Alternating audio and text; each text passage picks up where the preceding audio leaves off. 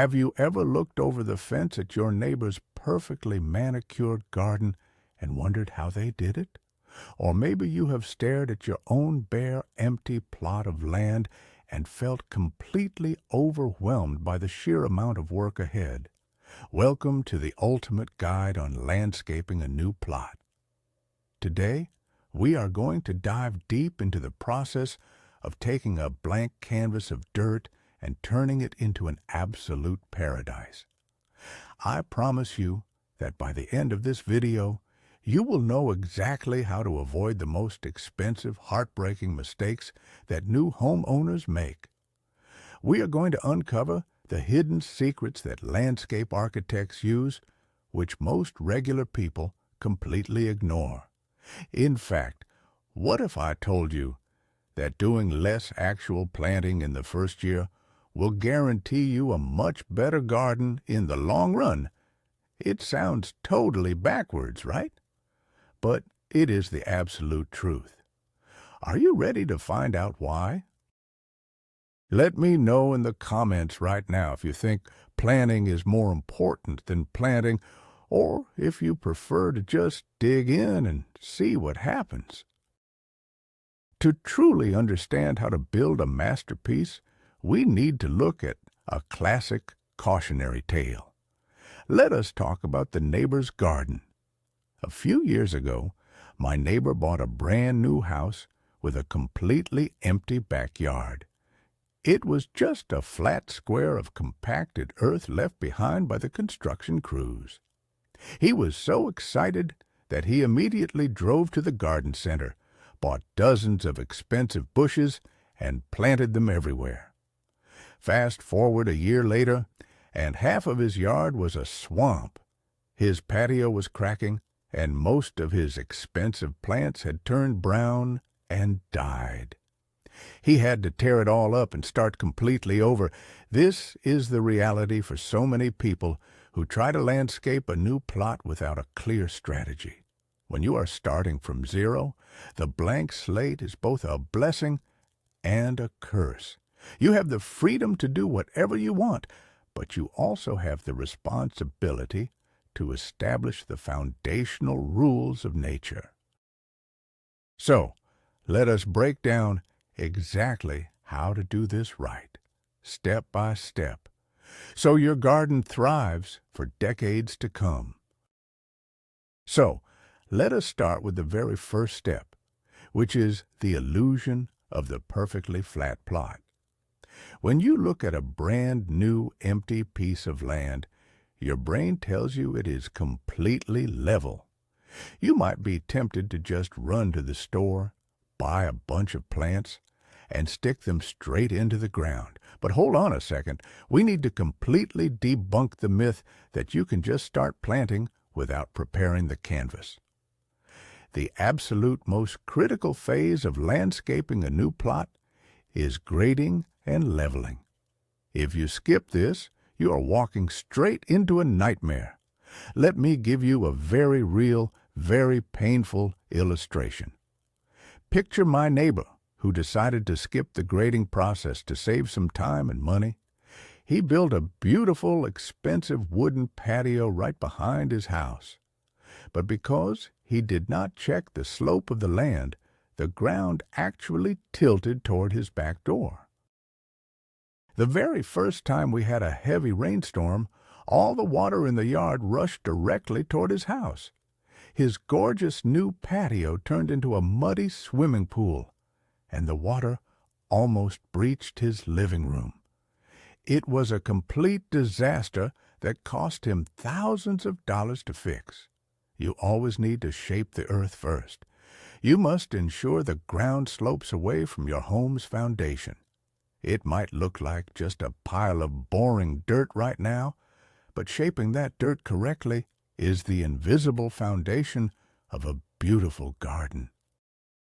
Now that we have the ground shaped, we must talk about what is actually in that ground. It is time to look at soil testing and amendment. There is a huge myth out there that all dirt is good dirt. People think that just because weeds grow in it, expensive landscape plants will thrive too. This is entirely false. Construction dirt is usually stripped of all nutrients and compacted by heavy machinery. Imagine trying to grow a delicate flower in a brick. That is essentially what you're doing if you do not fix the soil. Let me share a vivid example with you. I knew someone who spent hundreds of dollars on gorgeous, delicate rose bushes. They dug a hole in heavy, sticky clay soil, dropped the roses in, and covered them up. Because clay does not drain, those holes acted exactly like underground bathtubs. The roots of those beautiful roses just sat in stagnant water and rotted away within a month. To avoid this tragedy, you need to bring in organic matter. You have to mix compost, topsoil, and maybe even sand into your native dirt to create a fluffy, rich bed. It is heavy, sweaty work that nobody really enjoys doing. But spending your budget on good dirt instead of expensive plants in the first year is the ultimate secret to long-term success. You are building the immune system of your entire garden. With the soil prepared, you might be itching to plant, but we need to stop and think about zoning the space. Think of your backyard not as a single piece of land, but as an outdoor house with different rooms. A common mistake is sprinkling plants randomly around the edges of a giant square lawn. This makes the yard look small, boring, and totally disorganized. Instead, you need to create functional zones. You need a space for dining, a space for relaxing, maybe a play area for kids, and functional paths connecting them all. Picture this illustration. Imagine walking out your back door onto a paved dining area. From there, a curved gravel path leads you to a cozy fire pit surrounded by tall grasses. Suddenly, your backyard feels like a luxurious resort. My neighbor initially just threw a picnic table in the middle of a big grassy field. It felt awkward, like sitting in the middle of a public football stadium. There was no intimacy. By dividing your new plot into specific zones with clear purposes, you create a sense of mystery and flow. You make the space feel twice as large as it actually is. Use ropes or spray paint on the dirt to physically map out these outdoor rooms before you buy a single brick or seed. This naturally leads us to the next massive rule, which is tackling hardscaping before landscaping. Hardscaping refers to everything in the garden that is not alive. We are talking about concrete patios, stone walkways, wooden decks, and retaining walls. The myth is that you can just put down a lawn first and figure out the pathways later. Do not ever do this. Installing heavy stone or pouring concrete requires heavy wheelbarrows, messy cement mixers, and sometimes even small tractors. Let us look at a classic disaster scenario. Someone spends 3 whole months growing the most perfect emerald green lawn you have ever seen. Then they decide they want a stone pathway running right through the middle of it. The contractors arrive, dump piles of crushed gravel on the fresh grass, and drive heavy machines back and forth. Within 2 days, that perfect lawn is completely destroyed, reduced to a muddy, compacted mess. Hardscaping is the bone structure of your garden. You must build the skeleton before you add the skin. Put your patios and paths in first, even if it means staring at dirt for a few extra months. It defines the borders for all your future garden beds and keeps your plants perfectly safe during heavy construction. Once the hard structures are in place, we can finally talk about plants. But we are not talking about small flowers. We must start with the giants. Planting large trees and structural shrubs is your next priority. These are the anchors of your garden. A major mistake new homeowners make is looking at a tiny tree sapling in a plastic pot and severely underestimating how big it will get. Let me give you an illustration that happens all the time. A homeowner buys a cute little weeping willow tree and plants it right next to their underground plumbing lines, just a few feet from the house. It looks adorable for the first 3 years, but 10 years later, that tree is a massive monster. Its roots have crushed the sewer pipes, causing a horrible backup, and its branches are tearing the shingles off the roof. When you plant trees on a new plot, you absolutely must research their mature size. You need to plan for what the garden will look like 20 years from now, not just tomorrow. Place your large trees carefully to provide shade where you want it, and to block ugly views, like the side of your neighbor's garage. These structural plants take the longest to grow, which is exactly why they need to go into the ground before anything else. Now, we must address the hidden enemy of every beautiful garden, which is poor water drainage. We touched on grading earlier, but managing water requires its own dedicated strategy. There is a dangerous myth that the earth will just naturally absorb all the rain that falls from the sky. In a modern housing development where the soil is highly compacted, this is almost never true. If you do not plan for drainage, you will accidentally build a swamp. Imagine this vivid example. You have beautifully mulched garden beds and a pristine walkway. A massive summer thunderstorm hits. Because there is no drainage plan, the water pools in your garden beds, lifts all your expensive mulch, and washes it completely over your brand-new walkway. When the sun comes out, you are left with a smelly, muddy mess and drowned plants. To prevent this, you might need to install French drains. These are simple underground trenches filled with gravel and a perforated pipe that catch excess water and direct it safely away. You should also consider creating rain gardens, which are shallow depressions filled with plants that actually love wet roots. Managing water proactively turns a potential natural disaster into a smooth, invisible process that keeps your yard pristine in any weather. Let us shift our focus to the most controversial topic in backyard landscaping: the Great Lawn Dilemma. For decades, the ultimate symbol of a perfect home was a massive, flawless rectangle of green grass. People believe the myth that lawns are the default, easy option for covering a bare plot.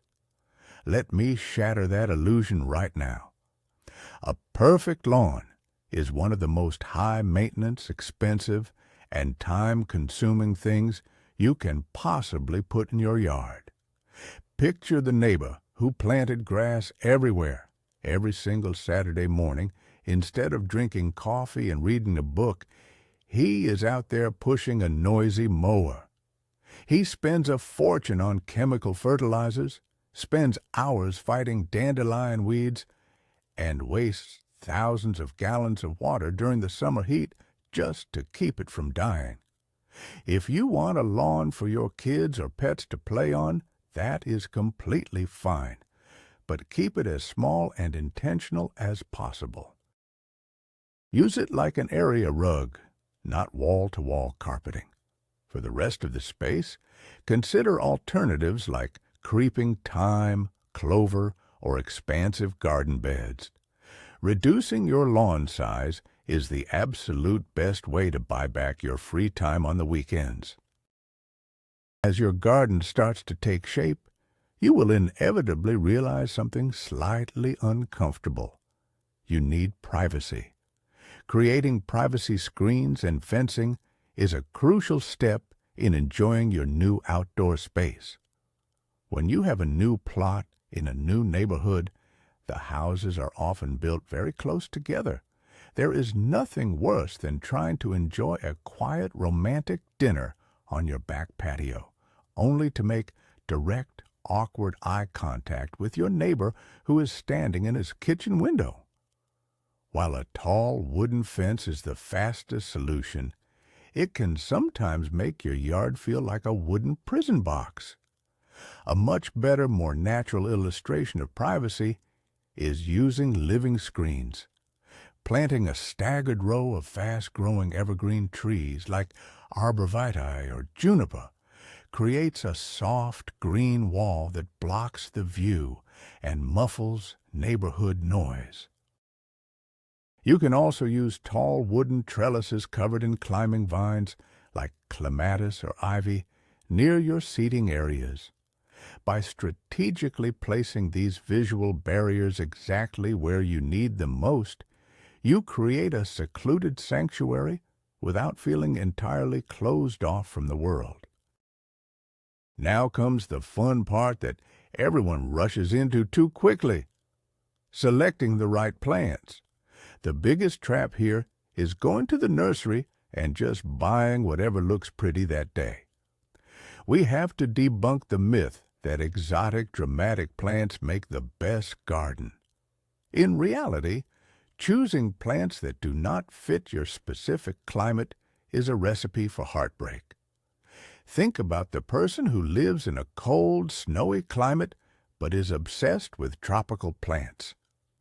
They buy an expensive, gorgeous palm tree and put it proudly in the center of their yard. It looks amazing in July. But the moment the first freezing night hits in November, that tropical beauty turns to black mush. It is dead, and the money is completely wasted. The secret to a low-maintenance, thriving garden is choosing native plants. Native plants have evolved over thousands of years to naturally survive your local weather, your local bugs, and your local soil. They require less water, zero chemical fertilizers, and almost no babysitting. When you group native plants with similar water and sunlight needs together, your garden basically takes care of itself. It is the smartest, most effortless way to guarantee a lush landscape year after year. As the sun goes down, your beautiful new garden should not just disappear into the shadows. Let us talk about illuminating the space with outdoor lighting. This is the detail that takes a yard from looking like an average house to looking like a 5-star luxury hotel. However, many people make a terrible mistake here. They either use zero lighting or they put up blindingly bright security floodlights that make the yard look like a prison yard. Imagine stepping onto your patio at night. Instead of staring into a creepy, pitch-black corner where you cannot see anything, soft, warm lights gently illuminate the path ahead. Small spotlights shine up into the branches of your feature trees, creating dramatic, beautiful shadows. This is called uplighting, and it is a trick used by professional designers everywhere. It makes trees look majestic and adds immense depth to the yard. You should also add subtle pathway lights to keep your guests safe from tripping in the dark. Low-voltage LED landscape lighting is relatively cheap, very easy to install yourself, and completely transforms the entire atmosphere of your outdoor living space the moment the sun sets. With all these beautiful plants safely in the ground, you now face the reality of keeping them alive. It is time to discuss irrigation systems. Many new gardeners romanticize the idea of watering. They believe the myth that standing outside with a hose every evening is a relaxing, meditative hobby. Let me tell you, the reality is very different. Picture my neighbor again. During a blistering summer heat wave, he had to drag a heavy, tangled hose across his giant yard for 2 hours every single day just to keep his new plants from crisping up. After 2 weeks, he hated his garden. It became a miserable chore. If you are landscaping a new plot, do yourself a massive favor and install an automatic drip irrigation system before you put down any mulch. Drip irrigation runs small tubes directly to the base of each plant. It delivers water slowly and directly to the roots, exactly where it is needed. It wastes zero water to evaporation. It keeps weed seeds dry so they do not grow. And best of all, you can put it on a simple digital timer. You can go on a 2-week vacation in the middle of summer and come home to a perfectly hydrated, happy garden. Finally, we reach the magical step that ties everything together. The final touches and the power of mulch. If hardscaping is the skeleton and plants are the skin, mulch is the beautiful clothing that makes your garden ready for the runway. Leaving bare dirt exposed to the sun and wind is a massive mistake. Bare dirt dries out quickly, cracks, and invites millions of weed seeds to blow in and take over. Let me give you a visual illustration of what mulch can do. Imagine a small, very cheap shrub planted in a pile of gray, dusty dirt. It looks sad and unimpressive. Now, imagine that same cheap shrub surrounded by a thick, even layer of rich, dark brown organic wood mulch. Suddenly, the green leaves pop against the dark background.